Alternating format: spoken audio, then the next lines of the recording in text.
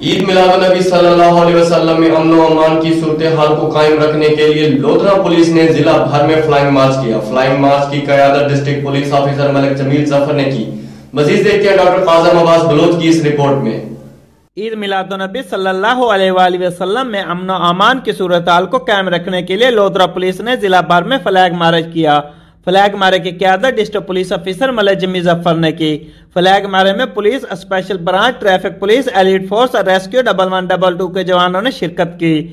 Flag مارے کے آغاز سے پہلے ڈی پی او ملک جمیل ظفر نے ملک کی سالمیت اور امن امان کے لیے دعا مانگی۔ فلیگ مارے کا آغاز اس عزم کے ساتھ کیا گیا کہ ہم عوام کی جان و مال و عزت و آبرو کی حفاظت کے لیے ہر دم تیار ہیں۔ لودھراں پولیس اپنے تمام وسائل کو پروکار لاتے ہوئے ضلع لودھراں کو امن کا گہوارہ بنائے گی۔ ڈسٹرکٹ پولیس آفیسر ملک جمیل ظفر نے پولیس افسران اور اہلکاروں کو بریفنگ دیتے ہوئے کہا کہ ہر فرد کی حفاظت ہماری ذمہ داری ہے۔